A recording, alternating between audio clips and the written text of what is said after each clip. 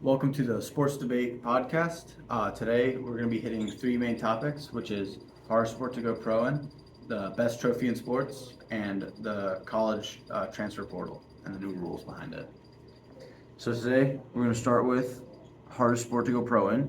Me personally, I have football, and today we're talking about the draft.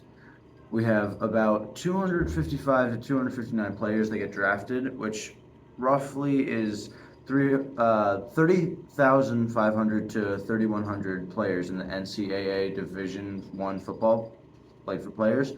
And the physicality of the players is a huge part as well, and the IQs and their plays and schemes. So See, I don't agree with that. I think that the hardest sport to go pro in is hockey, mainly because of the levels of play that it takes to get there.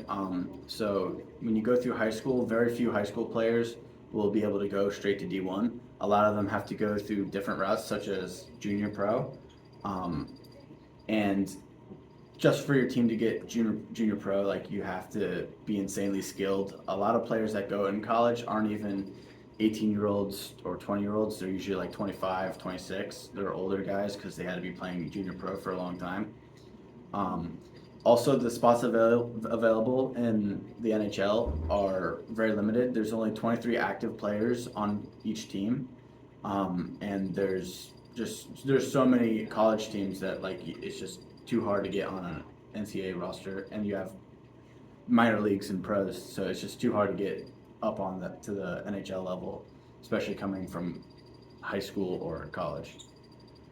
yeah, but would you say they work hard enough, like with football players too? Like would they work the same amount? Any like difference? I think Or hockey players work more because the season is much longer for hockey players. They play 82 games in a season.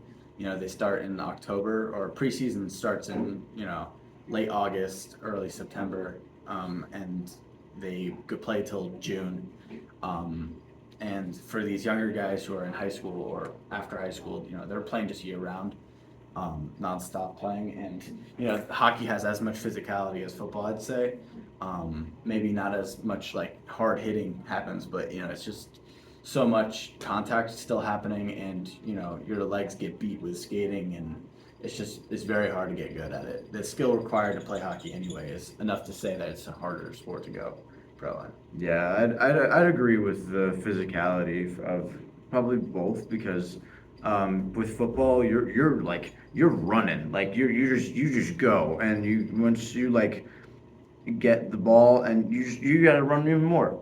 You Yeah. gotta score a touchdown. So like it's a lot of physical movement. So um, yeah, but we can move on to the best trophy. So obviously I have the Lombardi Trophy.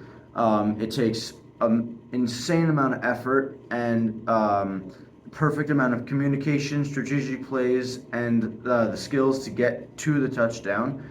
And it's been around since 1966, so many players have strived for this trophy, and it's all in all very iconic. So I think the Lombardi Trophy is just the best trophy overall. See, I disagree. I think that the Stanley Cup trophy is definitely at least the most iconic trophy in sports, but let alone the best trophy. Um, like what I said with hockey, I mean, to get the Stanley Cup trophy is insanely hard. Just to even get to the NHL is insanely hard.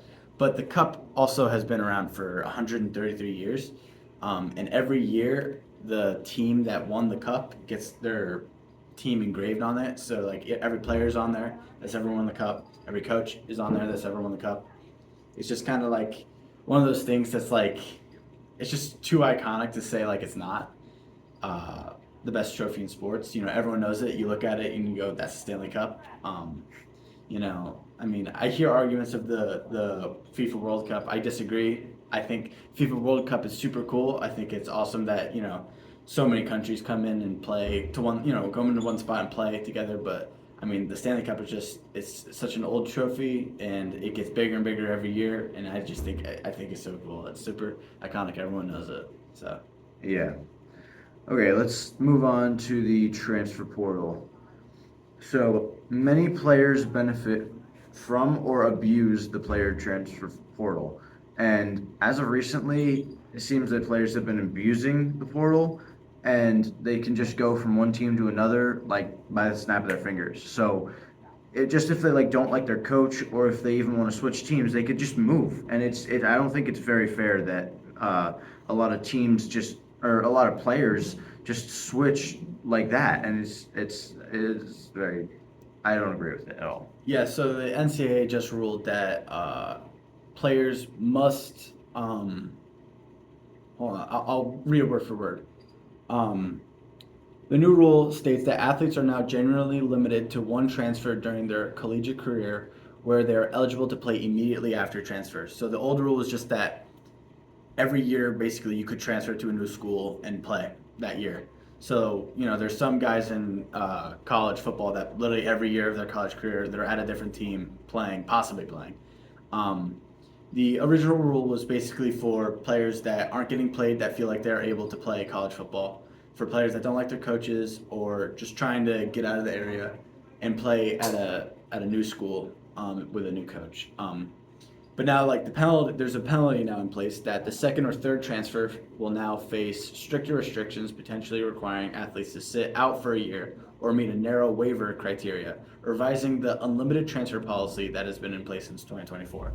So I agree with this rule. I think this rule is great. I think it's sucks that players do abuse this because there's something about a college experience that I think, like at the end of the day, these guys are still college kids, and I think that they need to I think they need to actually have an experience other than football or other than hockey or lacrosse or whatever sport they're playing.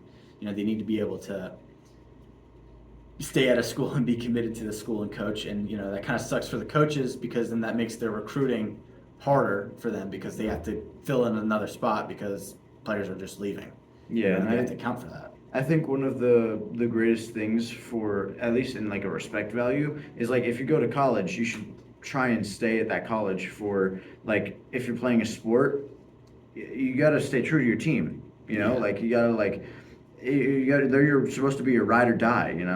So Yeah, no, I agree. I think it kind of sucks that coaches will build a team, and the players just kind of abandon that team. And I think that also accounts for your draft too. If you're trying to go pro, a team will see that this player hasn't stayed committed to a team.